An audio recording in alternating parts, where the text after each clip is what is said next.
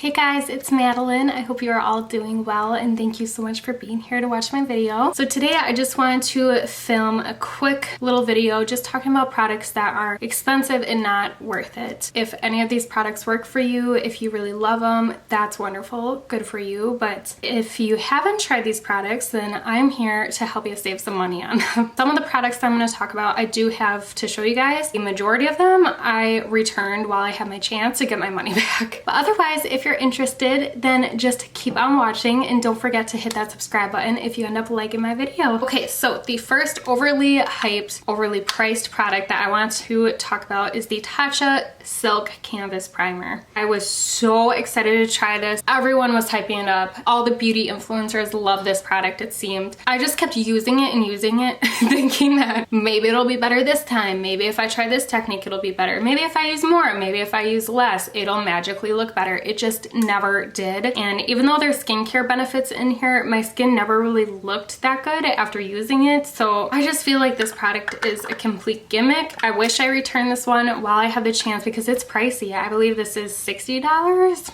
I have regrets because since then I have tried 3 different putty primers, and let me tell you what, this is not better than any of these, and these are all drugstore. I have tried the Makeup Revolution Pore Perfecting Primer. It's gonna be kind of hard to pick that up. There we go. Same consistency, same application, practically the same formula as the Tatcha. These probably just don't have those skincare benefits that they claim to have in this one, but like I said, never saw any magical difference in my skin while wearing this. Then I have 2 of the e.l.f. putty primers. So I picked up the poreless putty primer before they came out with the matte putty primer, and then I saw this one, I was like, finally a matte one, and I really do enjoy this product. I just do not see any difference in any 3 of these compared to the Tatcha one. I do use the little Tatcha spatula though, so at least I'm getting my money's worth out of that. I know I am way behind on talking about this because this was the thing long before I started my YouTube channel. I wore this primer 2 years ago when I graduated from college, and it's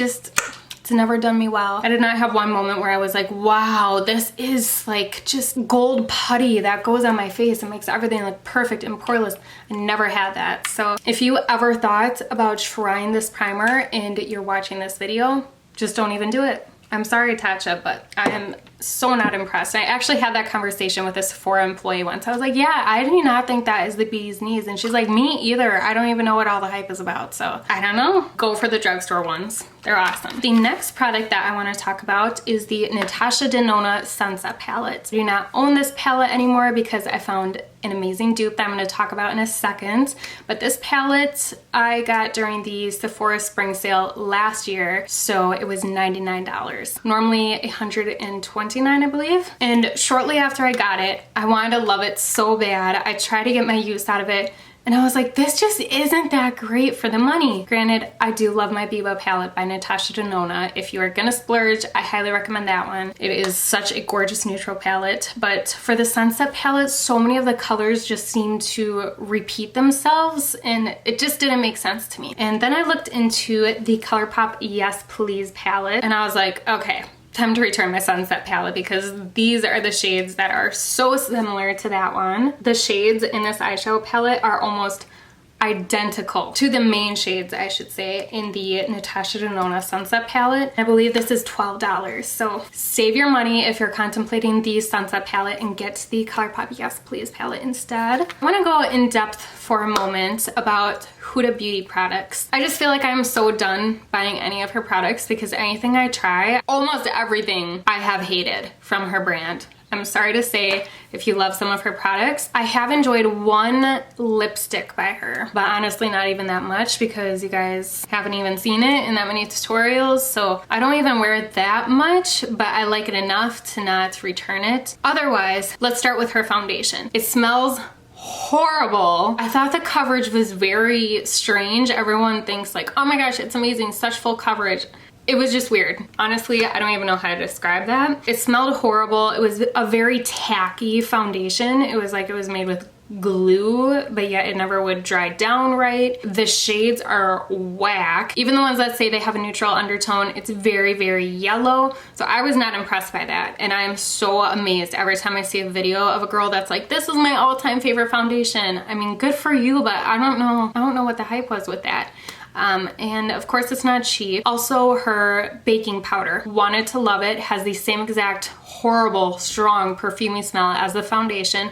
Don't know why. I feel like Huda should have changed that by now because there have been so many complaints on the scent of her products. I just can't even imagine how bad they are for skin. The powder, I didn't really see a difference in it compared to the Maybelline Fit Me loose powder. And I don't even really like the Maybelline one that much either, but it's way better for the price compared to Huda's product. So if you want to save some money, go for the Maybelline Fit Me loose powder instead. It also doesn't have a strange, strong perfume smell to it either, so that's a plus with the Maybelline. One last Huda product that I would like to talk about are her matte liquid lips. They are so bad. I mean, the nudes just aren't even true to the shades that are swatched online, and I don't even know what skin tone they would look good on. I mean, I am dead serious.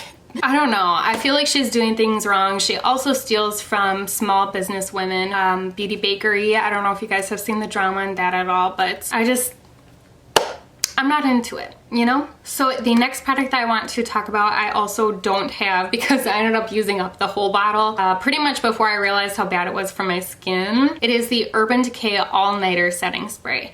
So I honestly feel maybe like beauty gurus on YouTube. I think that Urban Decay really sends out a lot of that setting spray in PR boxes, and then beauty gurus are on Instagram unboxing it like, oh my gosh, look at this. They sent me my favorite setting spray. And it's like, is it really though?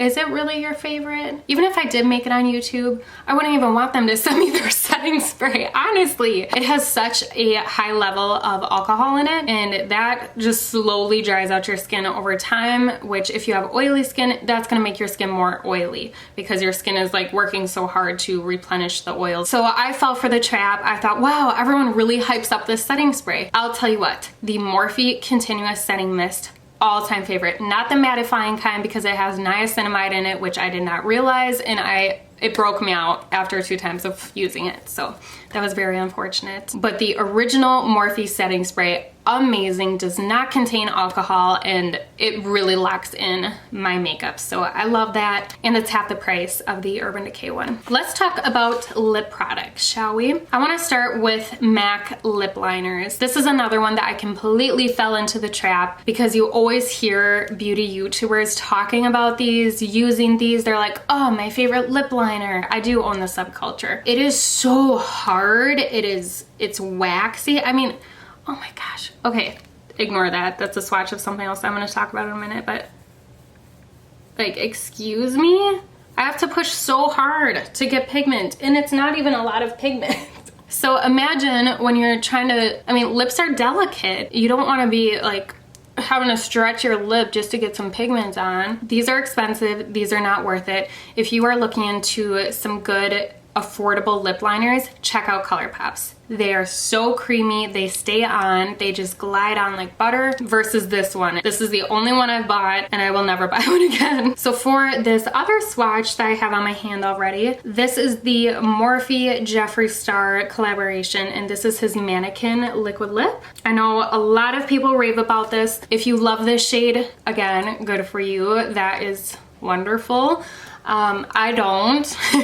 It's not the type of nude that I expected it to be. Also, it smells very strongly of root beer, which I just think that is so weird. Like, if I wanted a lip product that smelled like root beer, I would just buy one of the root beer lip smackers. So this just ends up drying down darker than what I expect it to be. I do like a light nude, you guys know that. This just kind of turns into a darker rosy type of nude, which isn't bad, but again, the scent turns me off. So I have the swatch here of the product already dried down. Now I'm gonna swatch a fresh swatch next to it. Hopefully you guys will be able to see the difference there. So the top one is it dried down, and this is a fresh swatch. I think I would like it more, honestly, if it stayed like the fresh. That's so hard to say. I say that very fast 5 times. If it stayed the shade of the Fresh Swatch, I think I would like this product more, but it doesn't, and this was the first Jeffree Star product that I purchased, and I was kind of sad to be let down by it. But it doesn't necessarily mean that I will not be trying his products in the future. I saw,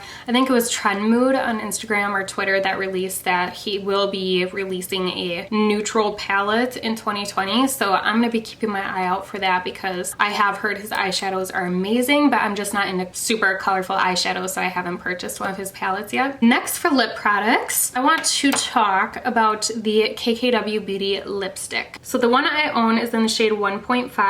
I did recently purchase the nude 1 shade, and I was just like, this is not it. I thought it was gonna be better than this shade. It's just way too peachy of a nude. I mean, I don't know, I guess it's not that bad, but it is more peachy than what I'm into. So here is the swatch right there. But it's just the fact that the consistency is strange. It is a cream finish and you really gotta build it up, which, I mean, it's fine, but it's, I don't know, it's just kind of strange. It smells so cheap and plasticky. I mean, you're Kim Kardashian. You think that your products would be smelling like flowers and whatever. It smells horrible. I'm just gonna put it like that. So this is $18, which I do think the prices of her products are actually pretty reasonable with her being a famous. So it's the same price as a MAC lipstick. But the thing is, I have an awesome dupe for her nude 1 shade. Last week, I took back her nude 1 lipstick that I purchased. It just didn't look right. I didn't like the consistency. I don't know, I thought that there could definitely be something better out there than that. So I ended up picking up this e.l.f. Seriously Satin lipstick in the shade Cream, and you guys, it's what I'm wearing on my lips right now. e.l.f. did it. They made a new favorite drugstore nude lipstick for me. Well, not for me.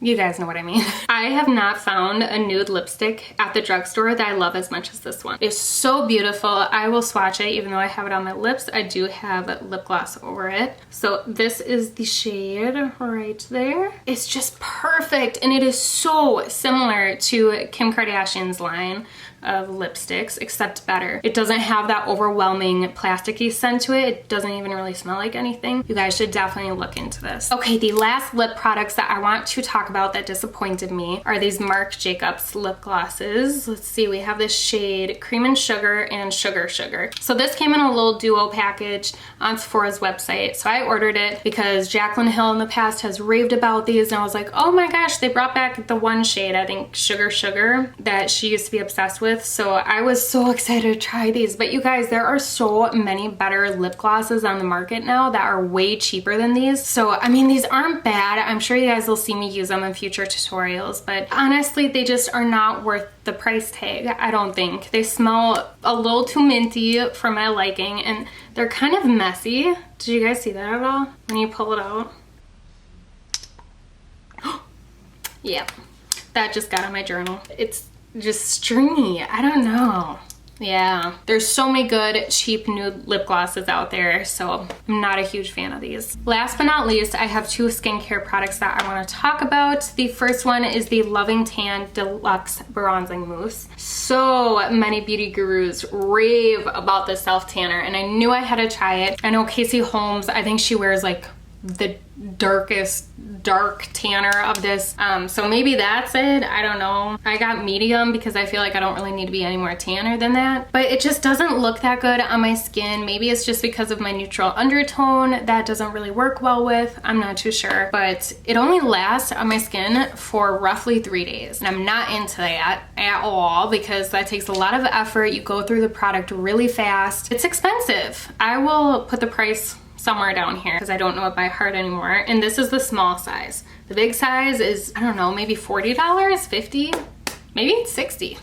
Either way, it's not worth it. I highly recommend Mine Tan. That is what I used last night and I love it. I get the one for neutral undertones and it's called the Mink mousse tanner, I think. So this is practically a full bottle. I think I only used this twice and I was just not impressed with it. So that's depressing. The last product I have to talk about is this Sand and Sky Australian Pink Clay face mask. I thought that this was gonna be such a good face mask because it is $50 on Sephora's website. And it wasn't bad. I used it here and there. I tried to not overdo it with the face masks because it ends up doing kind of more harm than good with my skin if I do them too frequently. So I left this in my cabinet for, I don't know, maybe a month without using it. It has dried up like crazy. I don't know what would cause this, but like 3/4 of the product is gone. And I'm so confused, and it's so much harder than usual. And I keep the lid on nice and tight, just like that. So I have no idea what happened, but that happened for maybe 5 months of owning it, within 5 months of owning it. And it's not expired. It doesn't expire until next December, this 2020 December. But you guys, like, look at this. I did not use this much of this product at all. I had it maybe like up to here left. I am so confused, but they somehow stole my money, I guess, because that's just crazy and it's too hard to even use. Yeah, I can't even scoop out the products. That's how hard it is. So very strange, but do not buy this. And it was not stored in an overly hot or an overly cool climate, so yeah, it's a mystery. I don't know, but there's a lot of good face masks out there. I don't think that this is worth $50. All right, you guys, that is all that I have to share for now. Maybe I will have another one of these videos up in the future. If you enjoyed watching this video, please don't forget to give it a thumbs up for me and also hit that subscribe button down below. Thank you all so much for watching. I will see you guys in my next video. Bye!